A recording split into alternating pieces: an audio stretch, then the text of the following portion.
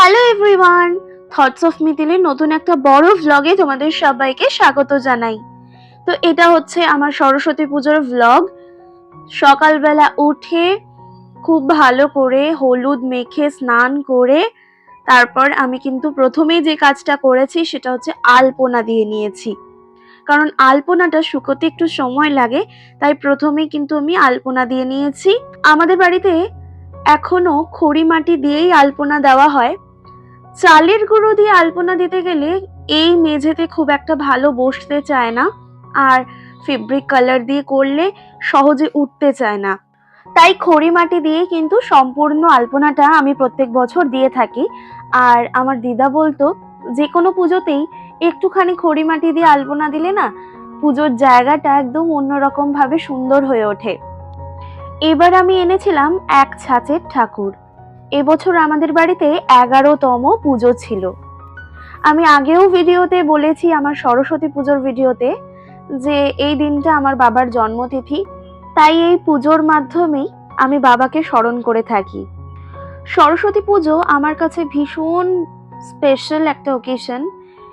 আমি রীতিমতন জোর করে 2016 সাল থেকে এই পুজোটা শুরু করি এবং আমার মনে হয়েছে যে বাড়িতে পড়াশোনার একটা পরিবেশ থাকলে সরস্বতী পুজোটা অন্তত করা উচিত। লক্ষ্মী পুজোটা বহু বছরই আমাদের বাড়িতে হয় না, আগে মামা বাড়িতেই পালন করতাম, তো দিদা অসুস্থ হওয়ার পর থেকে আর সেটাও হয়ে ওঠে না। তবে সরস্বতী পুজোটা আমি নিজের মতো করে গুছিয়ে করার চেষ্টা করি।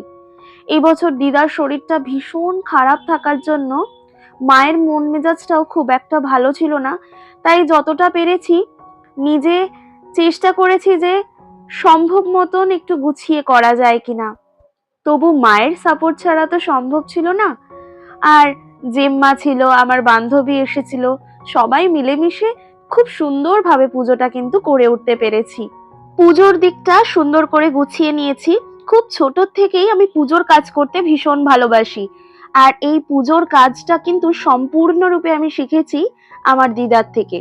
তাই দিদা যেরকম করে সাজাতো, যেভাবে সবটা করতো, আমিও চেষ্টা করি সেভাবে সবটা করার।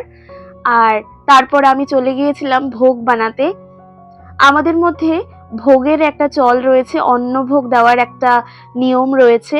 তাই এবছর আমি করেছিলাম খিচুড়ি ভোগ, তার সাথে ছিল বাঁধাকপির তরকারি। যদিও বাঁধাকপিটা আমি মায়ের ভোগে দিয়ে উঠতে পারিনি।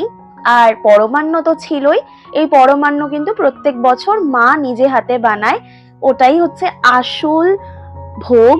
তারপরেও আমি এগুলো বানিয়ে থাকি।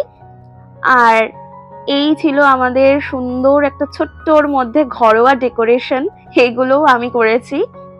আর এখানে মোটামুটি জোগাড় যন্ত্র হয়ে গেছে, পুরোহিত কাকুও এসে গেছেন।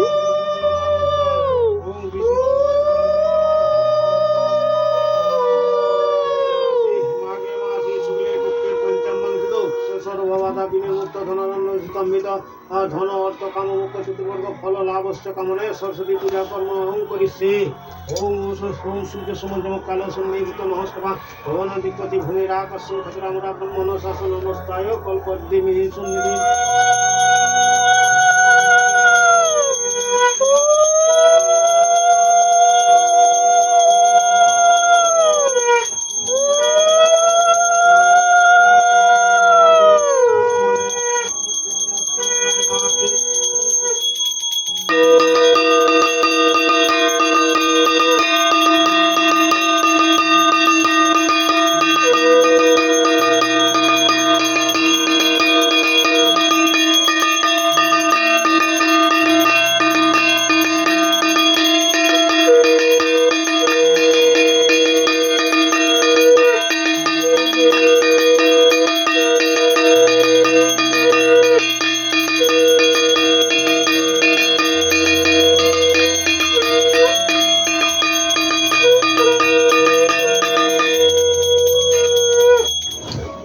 কানগুলোটা ভালো ছিল, চকচক করতে গেলো।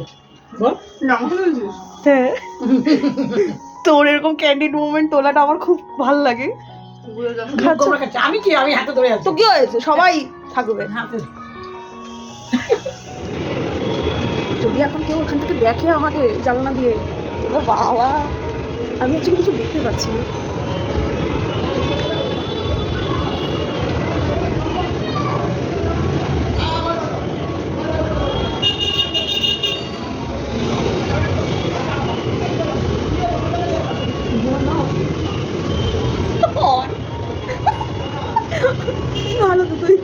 করছিস তুই থাকবি তুই এইদিকে আয়, অত দূর থেকে কি করে দেখবে লোকে, লোকে দেখবে না না কি আর এইগুলোই তো মজা।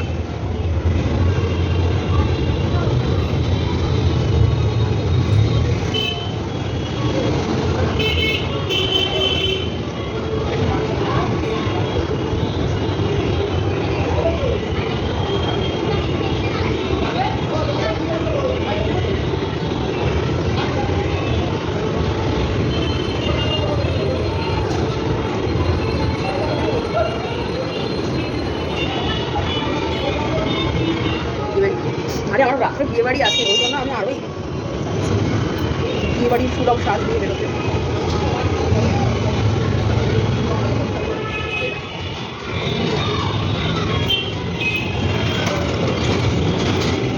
তো এটা আমার আজকে সরস্বতী পুজোর লুক। গলায় একটা সিম্পল পার্লের ওপরে আমি একটা চেন পরেছি, আমি নর্মাল একটা জুয়েলারি। আর আমি চুরি করতে ভীষণ ভালোবাসি, শাড়ির সাথে চুরি করতে আমার খুব ভালো লাগে। গাইস নতুন আমি ভিডিওগ্রাফার রেখেছি আমার সোনুকে, খুবই জঘন্য ভিডিও করছে। সে এখন উঠে পড়ে আমাকে ভিডিও করে দিচ্ছে। এ বাবা রে, বললাম না সে খুবই জঘন্য ভিডিও করছে। ঠিক আছে আমি একটু সহ্য করে নেবো গাইস। আমার 7 রাজার ধর মানিক। হ্যাঁ গো, কটা কুমড়ো দেবো? আমাকে তো দিসি না। তুই কুমড়ো খাবি না? এরো একটা আমি পুরো খাই না। আলু আলু খাই, আলু দে। সিম হ্যাঁ সিমও ঠিক আছে।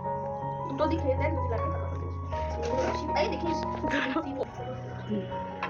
এখানে একটু মিশিয়ে দিই। এইটা হচ্ছে ভোগের থালা। হ্যাঁ আমি হাত দিয়ে নিচ্ছি, কিছু করার নেই গাইস। দেখে আবার ঠিক আছে, ঠিক আছে। হয়ে যাবে না। কেউ অজ্ঞান হবে না। এখানে দুটো ভাজা দিয়েছি, এটা দিয়ে দেবো, দুটো দিয়েছি। ওরে কোথায় চলে যাচ্ছে? হচ্ছে ভোগের প্লেট। চললাম আমি, এটা তোর, তুই আমার সাথে সাথে যাবি। এই হলো প্রসাদ, খিচুড়ি, বাঁধাকপির তরকারি, 5 রকম ভাজা আর সাথে ছিল পায়েস। এরপর আমি আর বান্ধবী ছাদে গিয়ে ছবি তুললাম, রিলস ভিডিও বানালাম। ওদিকে বিকেল বেলা ছিল আমার দুটো বিয়ে বাড়ি, একটা কলেজের বান্ধবীর বিয়ে আর একটা বোনের বিয়ে, সেগুলোও অ্যাটেন্ড করলাম। প্রচন্ড টায়ার্ড হয়ে গিয়ে সেদিনটাতে ঘুমিয়ে পড়েছিলাম বাড়ি এসে। আর পরের দিন আবার বিকেলের দিকে গিয়েছিলাম একটু ঠাকুর দেখতে, উত্তর কলকাতার কয়েকটি প্রতিমা দর্শন করতে। আর সেখানে কিন্তু পথে পড়েছিল শ্যাম পার্কের সৃষ্টিশ্রী মেলা, সেইখানেও গিয়েছিলাম। সৃষ্টিশ্রী মেলার কিন্তু পুরো ভ্লগটা আমার চ্যানেলে রয়েছে, তোমরা চাইলে একবার দেখে আসতে পারো। আর প্রত্যেকটা প্রতিমায় ভীষণ সুন্দর সুন্দর, সমস্ত কিছু দেখে আবার বাড়ির পথে ফিরলাম। তাহলে এই ব্লগটা তোমাদের কেমন লাগলো জানাতে কিন্তু ভুলো না। পরের ব্লগ নিয়ে ফিরে আসবো খুব তাড়াতাড়ি। চলো আজকের মতো টাটা।